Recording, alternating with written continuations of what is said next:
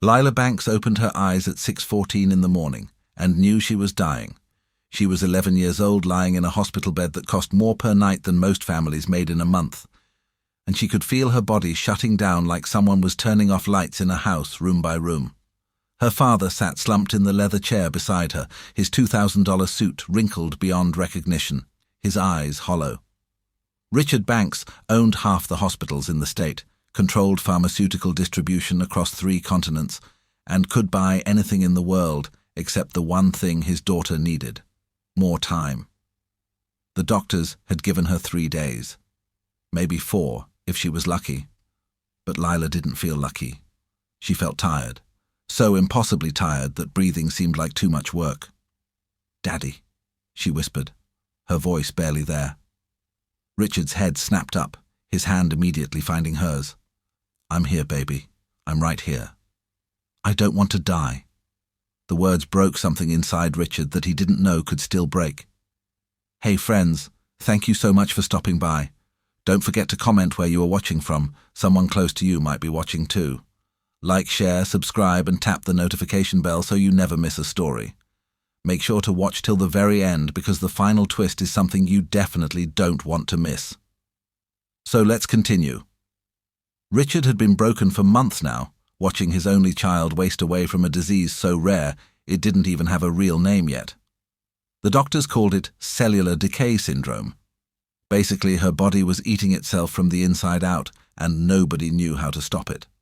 "You're not going to die," Richard said, but they both knew he was lying.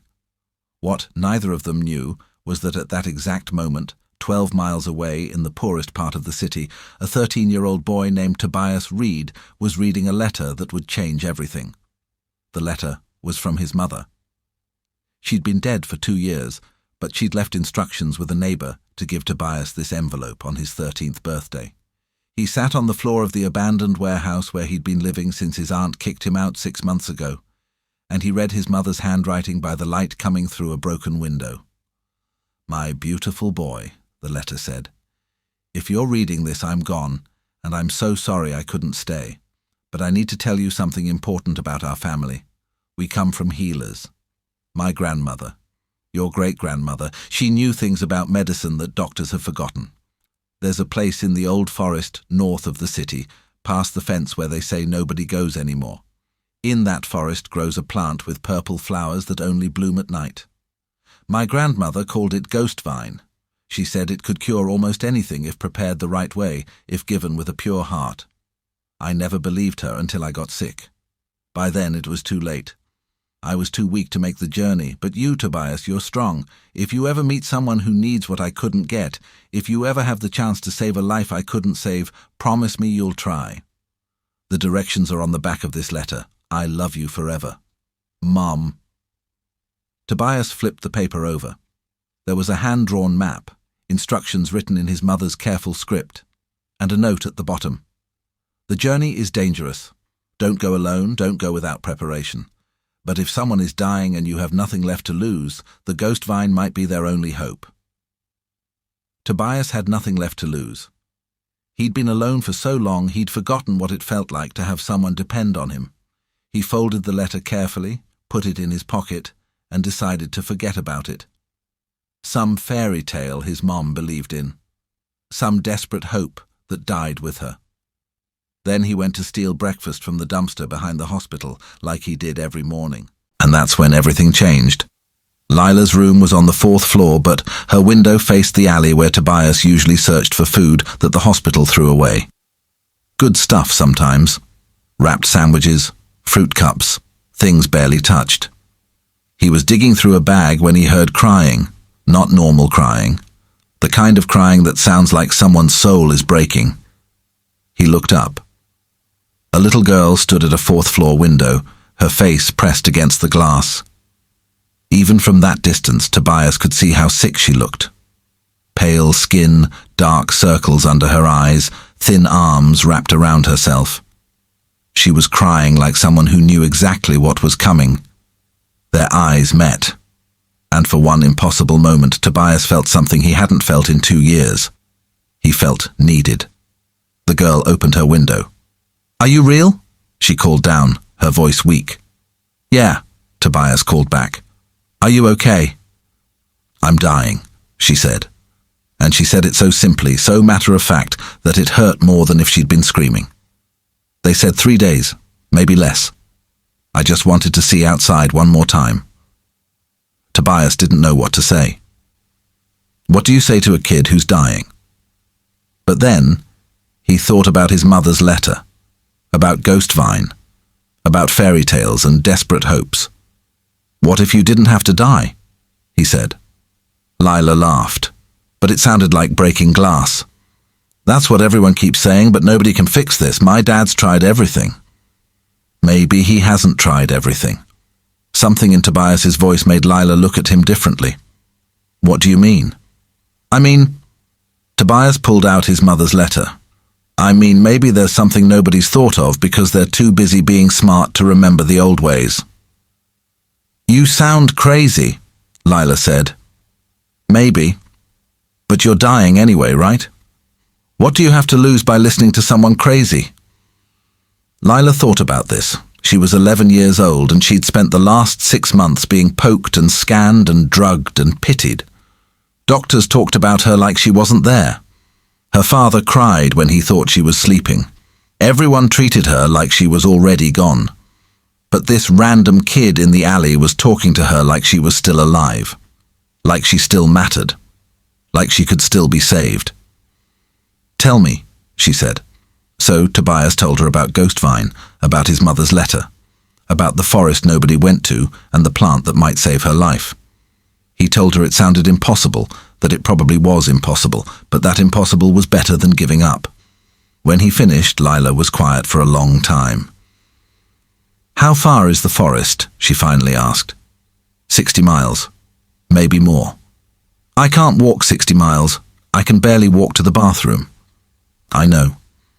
And even if you brought it back, my dad would never let some homeless kid give me random plants. I know. So this is pointless. Probably. But you'd try anyway. Tobias looked up at this dying girl in her hospital window, and he thought about his mother. About all the things he couldn't save. About being 13 and alone and useless. Yeah, he said. I'd try. Lila smiled. Really smiled.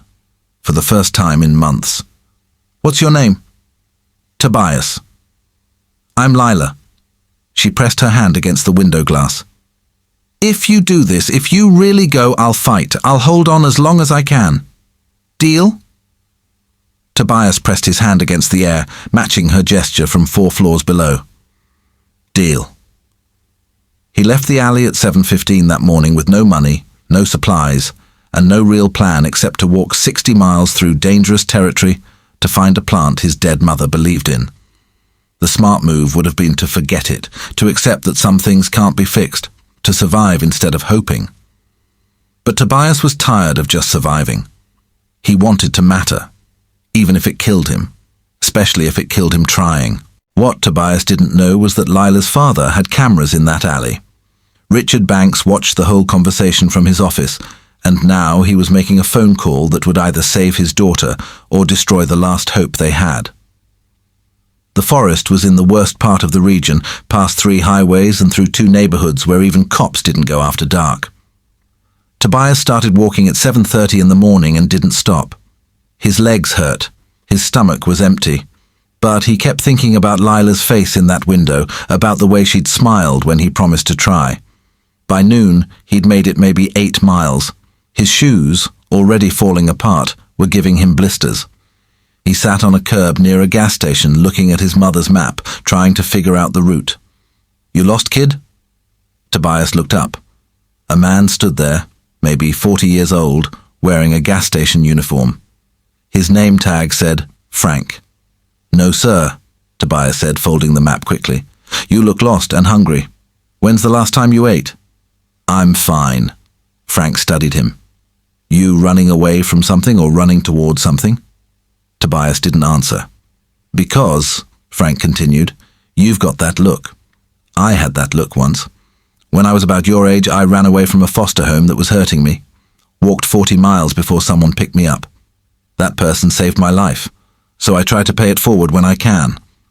I'm not running away, Tobias said quietly. I'm trying to save someone. Save someone from what? From dying. Frank sat down on the curb next to him. That's a heavy weight for a kid your age. I'm all she's got. Who is she?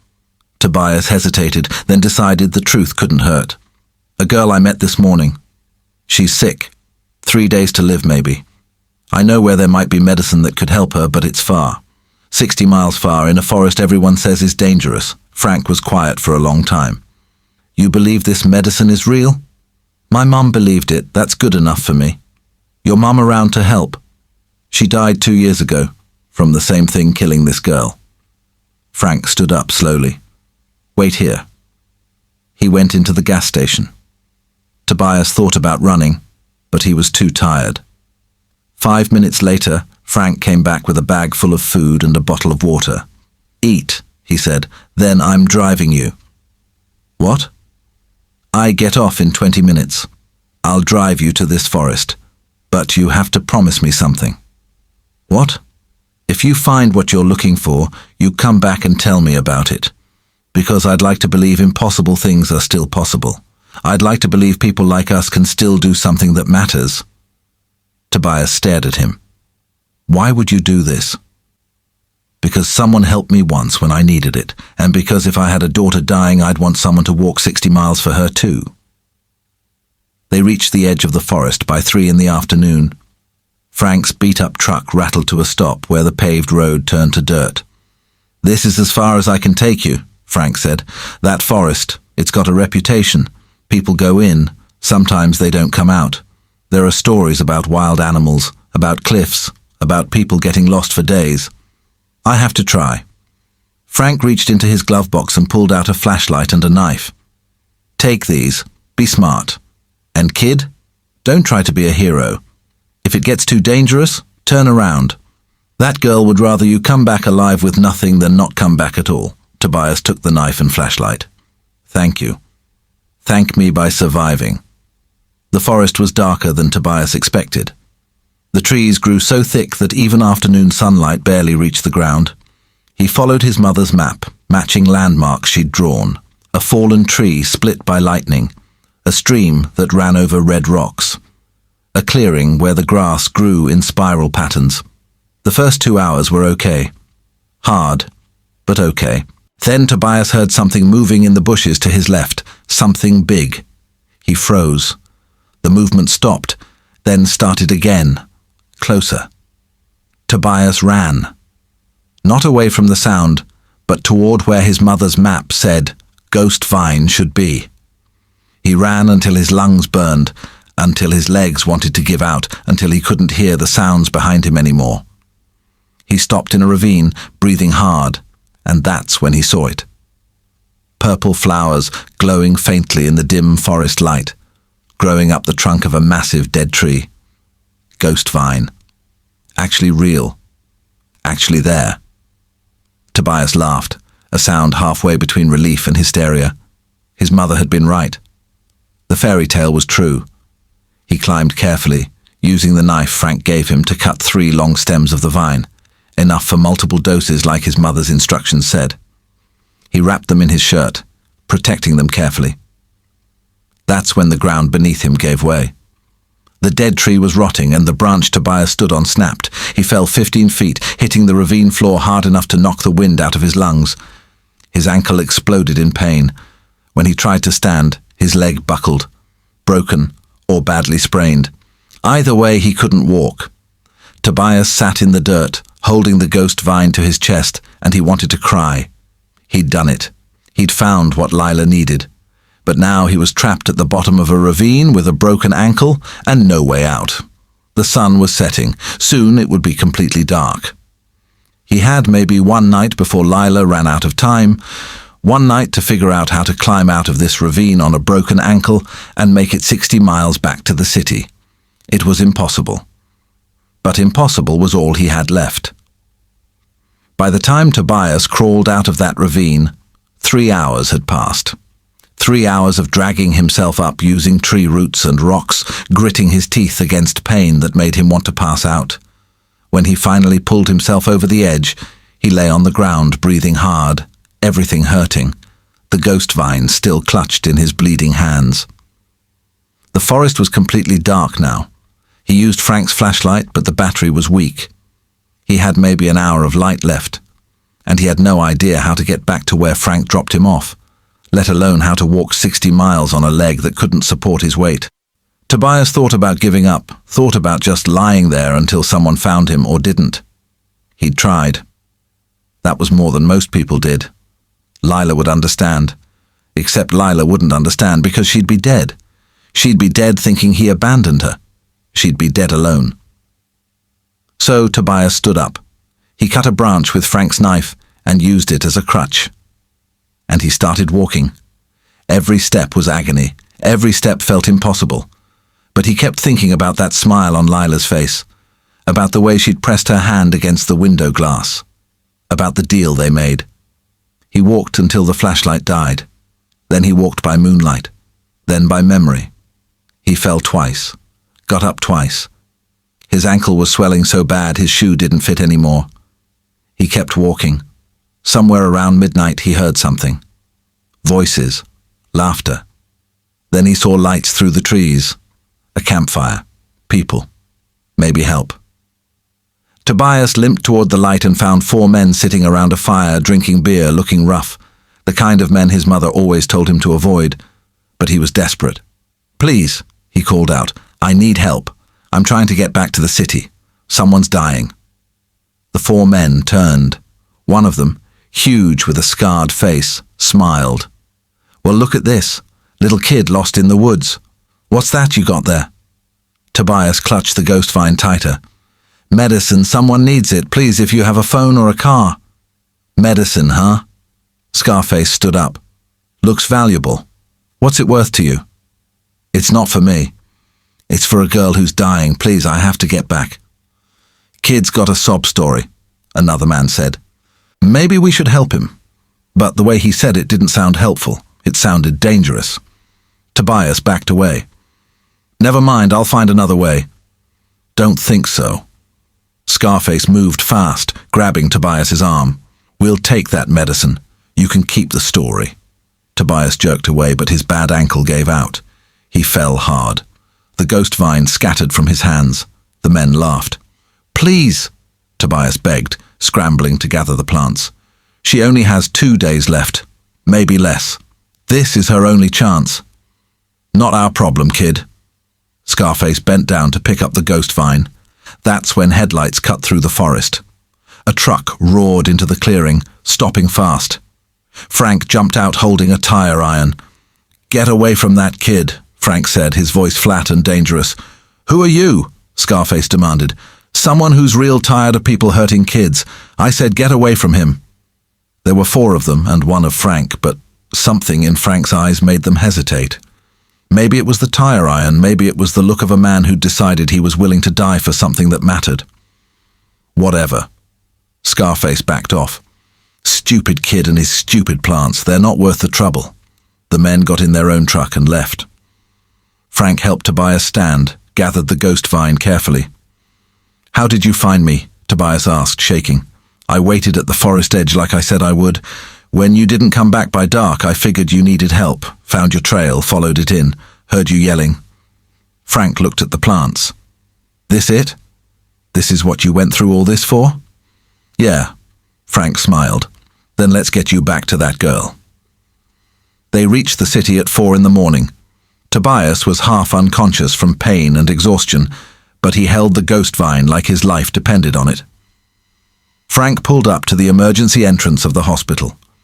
"Go save her," Frank said. Tobias limped through the automatic doors, and immediately security guards moved toward him. A filthy, bloody kid carrying plants and looking wild. Definitely suspicious. "I need to see Lila Banks," Tobias shouted. "4th floor. I have what she needs. I have ghost vine." "Where is she?" The guards grabbed him. "Kid, you need to calm down." "I don't have time to calm down. She's dying right now. I walked 60 miles. I climbed a ravine. I almost got killed. Let me go." Then Tobias saw him. Richard Banks, walking through the hospital lobby like a ghost. His suit perfect now, but his face exhausted. He looked at Tobias. Their eyes met, and Richard had to make an impossible choice.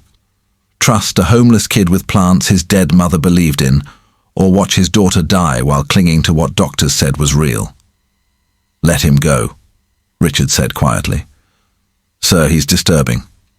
"I said let him go. Bring him to my daughter's room, now." The security guards released Tobias, confused.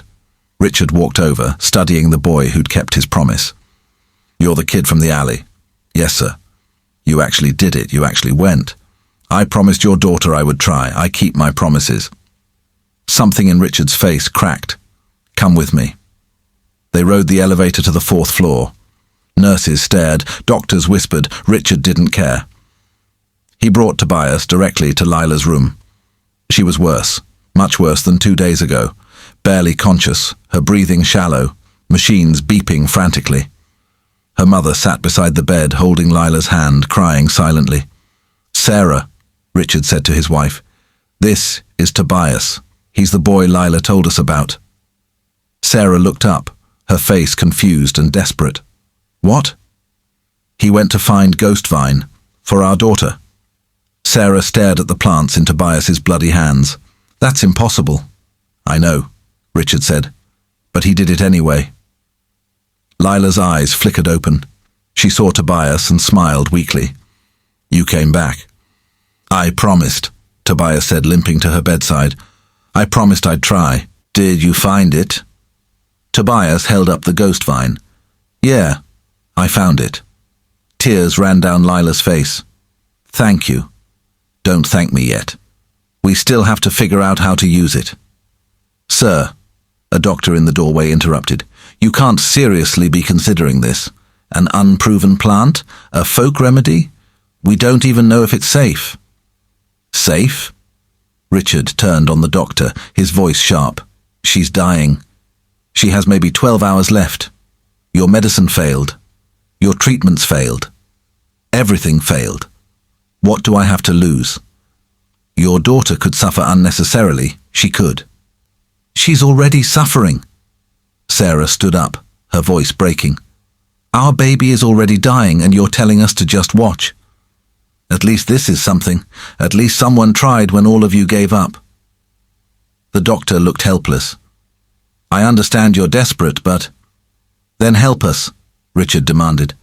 "We have this plant. Tobias's mother left instructions on how to prepare it. Either help us or get out of the way." The doctor looked at Tobias, at the ghost vine, at Lila dying in that bed. "If we do this, we need to follow the instructions exactly. We need." "I know the instructions," Tobias said, pulling out his mother's letter. "She wrote them down. I can help." For the next hour, Tobias worked with the doctors, showing them his mother's notes. The ghost vine had to be crushed with clean water, strained through cloth and given slowly. The instructions said it worked best if given by someone who truly believed it would help. Given with love, not just duty. They prepared it exactly as the instructions said, and when it was ready everyone looked at each other. "Who gives it to her?" Sarah asked.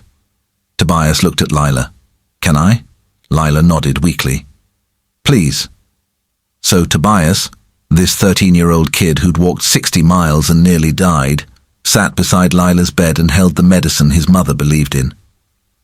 "This is going to work," he said, and he said it like a promise. "You're going to get better. You hear me? You're going to live."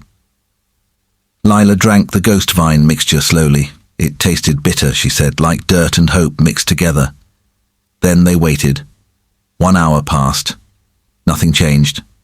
2 hours passed. Lila's vitals stayed the same, dying by degrees. 3 hours passed.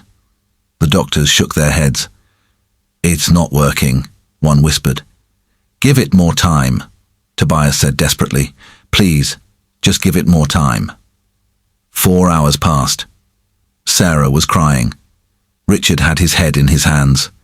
Even Tobias was starting to lose hope. Then at hour 5 something changed. Lila's heart monitor beeped differently, stronger, more regular. Her oxygen levels climbed from 71% to 75%, then 80, then 85. "Look at her kidney function," A doctor gasped. It's improving. It's actually improving. Her liver enzymes are dropping. Another said, This is impossible. But it was happening. Colour returned to Lila's skin. Her breathing deepened. Her eyes, which had been glazed and unfocused, suddenly cleared. She looked at Tobias and smiled. I feel different. I feel better. Tobias started crying. Really crying. For the first time since his mother died. Yeah? Yeah. Lila squeezed his hand. You did it. You actually did it. Richard fell to his knees beside his daughter's bed, sobbing. Sarah wrapped her arms around both of them. The doctors stood back in shock, watching something that shouldn't be possible become real right in front of them. And Tobias, exhausted and hurting and overwhelmed, just sat there, holding Lila's hand, while Frank's words echoed in his mind. I'd like to believe impossible things are still possible. Turned out they were. 3 weeks later, Lila walked out of the hospital completely healthy. The doctors called it a miracle. They called it inexplicable. They called it a lot of things because they didn't want to admit that an ancient plant and a 13-year-old boy had done what all their technology couldn't. Richard Banks did something that shocked everyone. He offered Tobias a place in their home, not as charity, but as family. But Tobias said no. I appreciate it, he told Richard in the hospital lobby the day Lila was discharged. But I don't need saving. What I need is to keep helping people who get told there's no hope. What do you mean? Tobias pulled out his mother's letter. She knew about Ghost Vine. Who knows what else she knew? Who knows how many other plants or remedies are out there that could save people? I want to learn them. I want to make sure what happened to my mum doesn't happen to other people. Richard was quiet for a moment. Then he smiled. What if I told you I could help with that? How? I'm a rich man, Tobias. Very rich. And I just learned that money means nothing if you can't save the people who matter. What if we started a program, a research center dedicated to studying traditional medicines, old knowledge that's been forgotten? We fund it. We find healers like your mother was. We document everything they know. We make sure that knowledge doesn't die. Would that interest you? Tobias stared at him. You're serious? My daughter is alive because you refuse to accept what everyone said was impossible. The least I can do is help make sure other kids don't have to walk 60 miles to save someone they love. That's how the Reed Foundation started, named after Tobias's mother, Jennifer Reed. Richard Banks funded it completely. They hired ethnobotanists, traditional healers, researchers who believed that old knowledge had value. Tobias worked there part-time, learning, documenting, making sure his mother's wisdom lived on. Frank got hired as security director because Richard said anyone who'd drive into a forest to save a kid he barely knew was the kind of person he wanted protecting his investment. And Lila? She became Tobias's best friend, his sister in all the ways that mattered.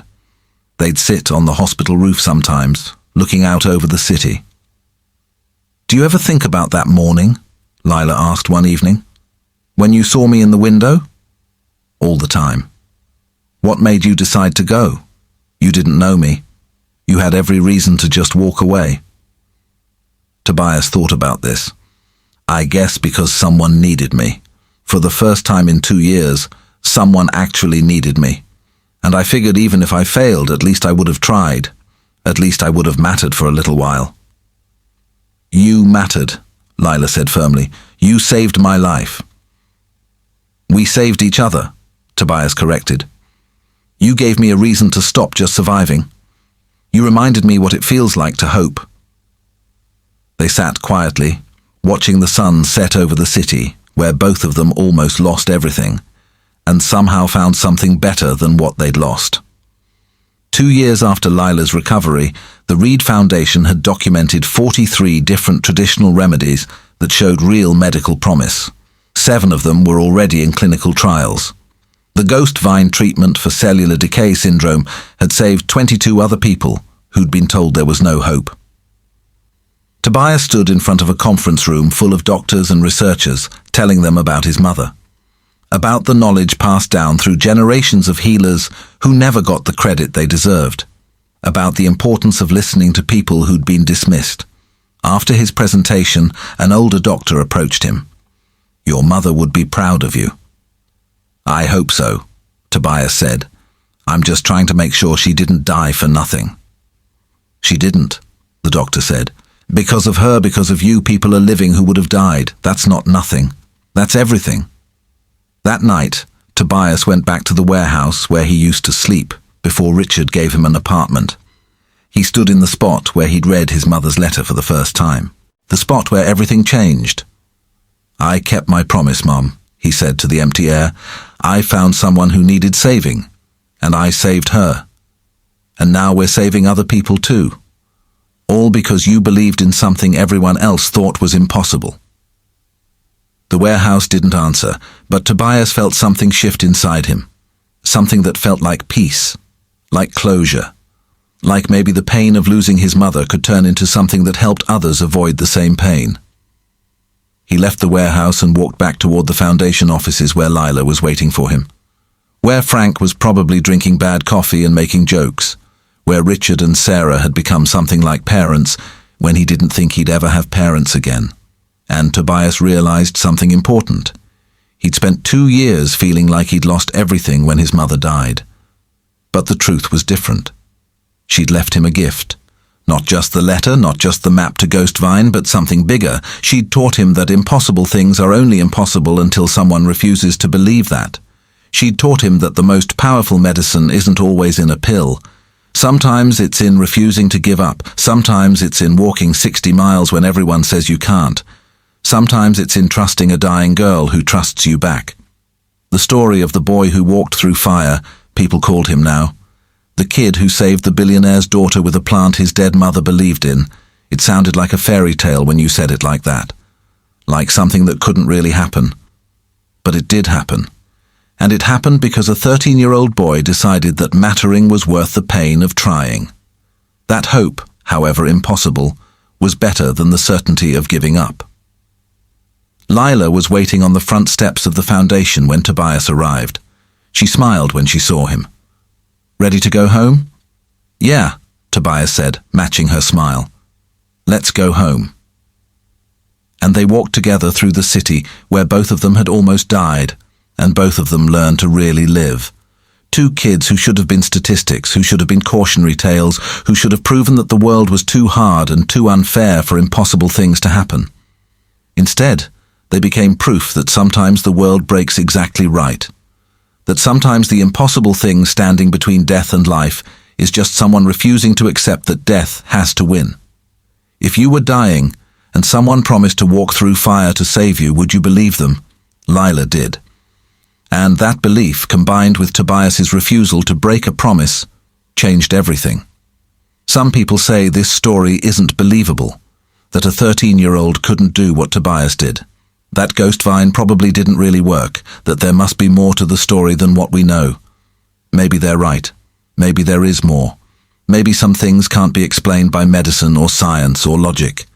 But here's what I know for sure. Lila Banks was dying and now she's not. Tobias Reed was a homeless kid who thought he didn't matter, and now he's changing medicine for people everywhere. And sometimes that's all the proof you need that impossible things are still possible. If someone you loved was given 3 days to live, how far would you walk to save them? Tobias walked 60 miles, climbed a ravine, broke his ankle, and almost got killed by strangers. And he'd do it all again tomorrow if someone needed him to. Because that's what happens when you decide that mattering is worth the pain. That's what happens when you refuse to let impossible mean never. That's what happens when a poor kid and a rich girl both learn the same lesson. Money can't buy everything. But courage, hope, and refusing to give up, those things don't cost anything at all. And sometimes those free things are worth more than all the money in the world. Dear friends, what you just saw is only one part of the bigger picture.